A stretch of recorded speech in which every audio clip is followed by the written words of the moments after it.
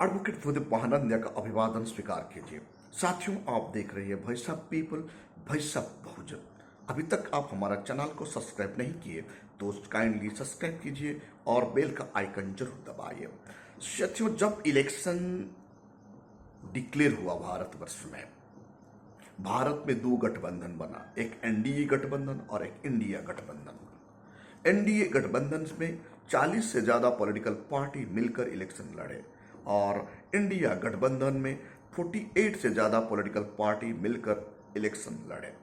जब इलेक्शन का टाइम में कांग्रेस का पार्टी और एनडीए गठबंधन का नारा क्या था, खास करके कांग्रेस का नारा क्या था?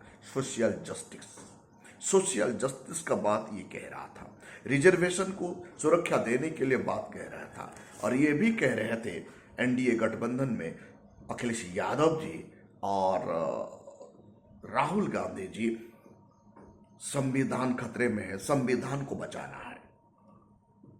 और बाबा साहेब अम्बेडकर का फोटो को सर माथे पर लेकर घूम रहे थे और संविधान को लेकर सभा में, चुनावी सभा में जोर शोर वकालत कर रहे थे।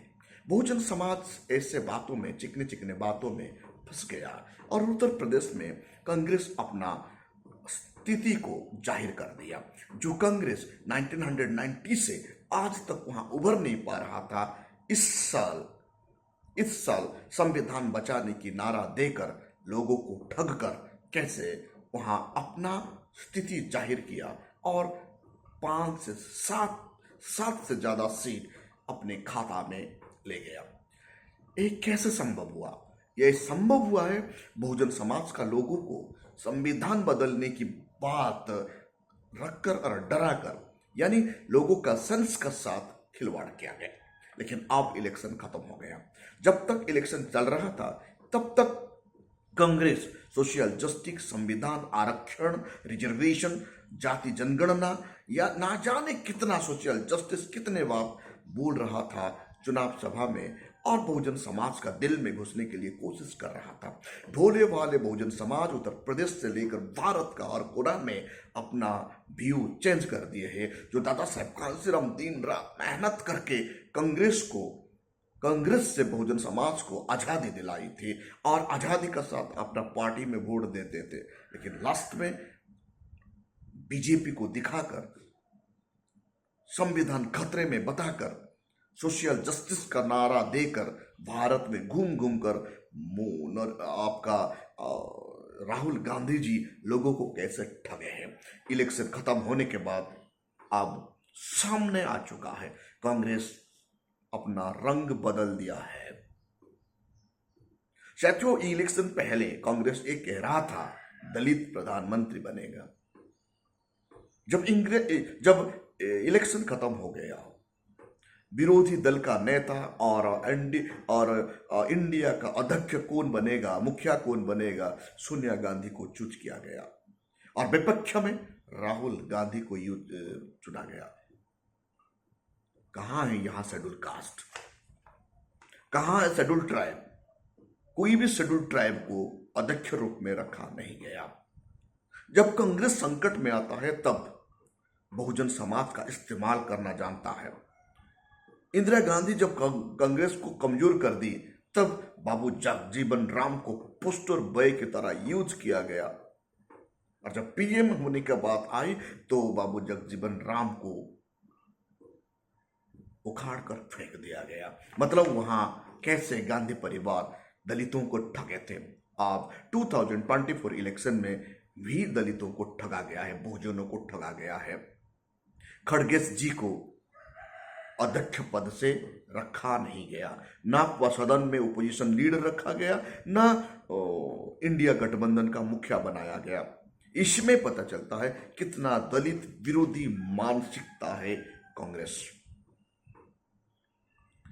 आप लोग को ये भी विदित है, आरक्षण खत्म करने के बाद अब कांग्रेस का लीडर बता रहे हैं, इलेक्शन में ये कह रहे थे आरक्षण को लागू करना है, ओबीसी आरक्षण को लागू करना है, अनुसूचित जाति अनुसूचित जनजाति का आरक्षण को लागू करना है, बैकलॉग को भरना है, ये सब बात रखा करते। सोशल जस्टिस के बारे में बता रहे थे जो प्रीएम्बुल में लिखा गया है।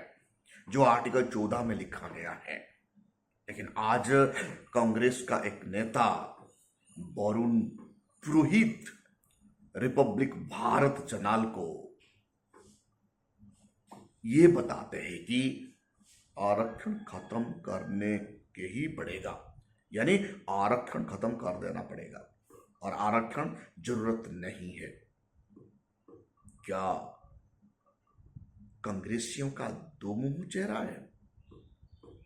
इलेक्शन में आरक्षण का बात कहना, इलेक्शन में जीत जाने के बाद दलितों को किनारा कर देना, जैसे बाबू जगजीवन राम को किनारे कर दिया गया, अब खड़गे जी को भी किनारा कर दिया गया है। उन्हें कोई पद या पार्लियामेंट सदन का अंदर एनडीए का मुखिया या प्रेसिडेंट या विरोधी दल का नेता बनाया नहीं गया है। सिर्फ जब इन्हें डिफिकल्ट आता है तो अनुसूचित जाति को ढाल बनाकर भारत का लोगों को ठगने के लिए कोशिश करते हैं। ये चेहरा है कांग्रेस का। बाबा साहेब का पीरियड में भी ऐसा हुआ करता था, दादा साहेब का पीरियड में, आप बहन मायावती जी का पीरियड में, अब हर दिन इनका चाल और चरित्र ऐसे ही है। कभी ये दलितों का हितैषी नहीं था और अब भी नहीं होगा। कांग्रेस का नेता जब वरुण पुरोहित आरक्षण खत्म करने की बात कहते हैं, रिजर्वेशन खत्म करने की बात कहते हैं, फिर भी कांग्रेस उन्हें कोई एक्शन नहीं लेता। मतलब साइलेंसली वरुण पुरोहित को कांग्रेस सपोर्ट करता है। एक कांग्रेस का हिडन एजेंडा अचानक रिपब्लिक भारत चैनल में खुलकर सामने आ गया है। जाति जनगणना की बात कर रहे थे, अब जाति जनगणना के खिलाफ हो गया है, आरक्षण का खिलाफ हो गया है। कांग्रेस का जो चेहरा है भारतवर्ष में अब उभर रहा है। कब समझेंगे बहुजन समाज? पानी पी पी कर, साइकिल में घूम घूम कर, भूखा प्यास रहकर दादा साहब कांसीराम दिन रात लोगों को समझाए, फिर भी भोले वाले समाज भूल गए। इतिहास गवाह है बाबा साहेब अम्बेडकर को भारत रत्न नहीं देना, इतिहास गवाह है कमुना लेवाड़ को हमसे छीन कर ले जाना, इतिहास गवाह है पुना पैक्ट दबाव का साथ हमारा साथ पुना पैक्ट बनाया गया और बाबा साहेब अम्बेडकर को दबाया गया। इतिहास ये भी गवाह है बाबू जगजीवन राम को जब पीएम बनने की मौका आया तो उन्हें उनका बेटा का सेक्स स्कैंडल में उन्हें डालकर उन्हें प्रेशर देकर कैसे बर्बाद किया गया। साथियों, आप लोग जानते हैं, और बाबू जगजीवन राम को पॉलिटिकल डेथ करवा दिया गया। इतिहास विदित है, हमारा समाज इतिहास को नहीं पढ़ता, इतिहास को नहीं जानता, इसीलिए आज स्थिति हमको फेस करना पड़ रहा है। और भारतवर्ष में जब ये पार्टी, मनोवादी सोच रखने वाले पॉलिटिकल पार्टी आ जाते हैं, चिकनी चिकनी बात कहते हैं, हम भूल जाते हैं, हमें गुमराह किया जाता है और हमारा भूले वाले लोग उनको इलेक्शन में वोट दे देते हैं। अब इलेक्शन जीतने के बाद कैसे बात आ रहा है सोशल मीडिया के सामने और मुख्य मीडिया के सामने। इलेक्शन टाइम में जो सोशल जस्टिस का बात था, अब ये नहीं होगा। साथियों, जो समाज सोया होता है वो समाज बर्बाद होता है। दादा साहब कांसीराम आपको जगा कर गया, फिर भी आप फिर सो रहे हैं। ये आने वाला काल के लिए बहुत बड़ा खतरनाक है। दादा साहब का संघर्ष, बहन मायावती जी का संघर्ष हमको भूलना नहीं चाहिए। जब बीएसपी को कांग्रेस का बी टीम बीजेपी का बी टीम बताया जाता है, एक्चुअली कांग्रेस बीजेपी का बी टीम है और बीजेपी ए टीम है। जब भी बीजेपी मजबूत हो जाता है, कांग्रेस का हर कोई लीडर बीजेपी में जाकर शामिल हो जाते हैं।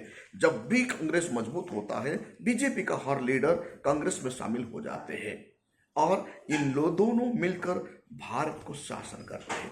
कब समझ में आएगा SC ST OBC लोगों को? आप देखिए, जब इलेक्शन खत्म हो गया, इलेक्शन खत्म होते ही हार का ठिकरा बहन जी का ऊपर फोड़ा गया।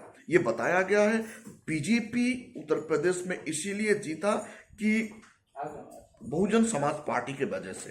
लेकिन ये बात आपको समझना होगा, जब ऐसा है तो सोशल मीडिया में ध्रुव राठी जी भी बताते हैं, ना जाने कितना इलेक्ट्रॉनिक मीडिया, गोदी मीडिया, मनुवादी मीडिया ये बता रहे हैं बसपा के कारण आज बीजेपी पावर में आ रहा है।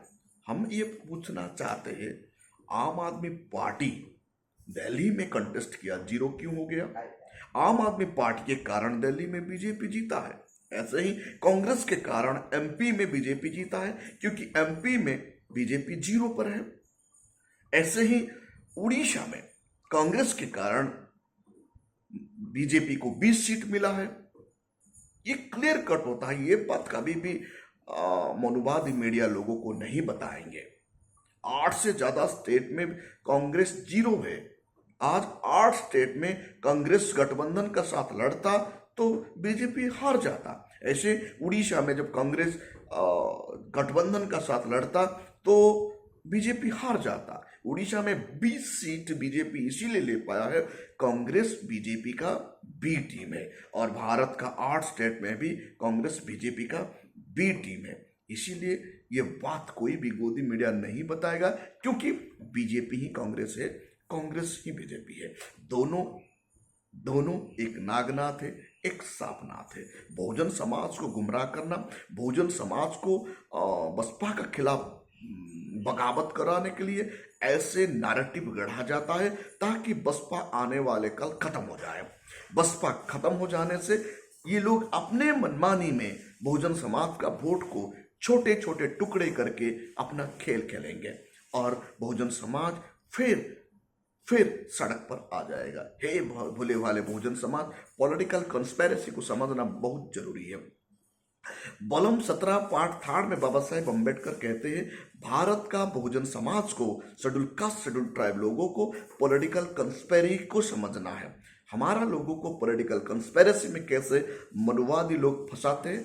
फंसाने के लिए 3 चीज यूज किया जाता है, मोदी, मीडिया और माफिया। मोदी का द्वारा हमारा लोगों को इलेक्शन टाइम में खरीदा जाता है, मीडिया का द्वारा नैरेटिव बनाया जाता है, अपप्रचार किया जाता है, और माफिया का द्वारा दबाव डाला जाता है। ये 3 चीज बहुजन समाज को आज खत्म कर रहा है। जो दादा साहब कांशीराम साइकिल में घूम घूम कर ये बात कह रहे थे, आज भारतवर्ष में मोदी, मीडिया और माफिया हावी हो चुका है। इसीलिए बसपा हर जगह में कमजोर हो रहा है। आप सभी को विदित है, इलेक्ट्रल बॉन्ड जब आया, हर कोई पॉलिटिकल पार्टी इलेक्ट्रल बॉन्ड का चंदा लेकर इलेक्शन लड़ा। सिर्फ एक ही मात्र पार्टी भारत का जो है बसपा, इनको 1 भी रुपया चंदा नहीं लिया या धन्ना सेट का पैसा से चुनावी नहीं लड़ा। इसीलिए हमारा संगठन मोदी से कमजोर होता है। मीडिया बिल्कुल हमें कमजोर है, हमारा IT सेल कमजोर है, हमारा सोशल मीडिया गिने चुने हैं। इसीलिए हर कोई बहुजन समाज अपना मोबाइल उठाइए, अपना आवाज मुखर होकर बताइए संवैधानिक प्रक्रिया से, तब जाके बहुजन समाज आने वाला कल देश का राजा होगा और खुशी से और खुशी वाली जिंदगी जिएगा। Thank you. अभी तक आप हमारा चैनल को सब्सक्राइब नहीं किए तो काइंडली सब्सक्राइब कीजिए। Voice of people, voice of Bahujan को आगे बढ़ाने के लिए आपका मदद बहुत जरूरी है। नेशन 2027 के लिए फिर यूनाइटेड होके अपना काम अपने अपने इलाके में करना बहुत जरूरी है। Thank you.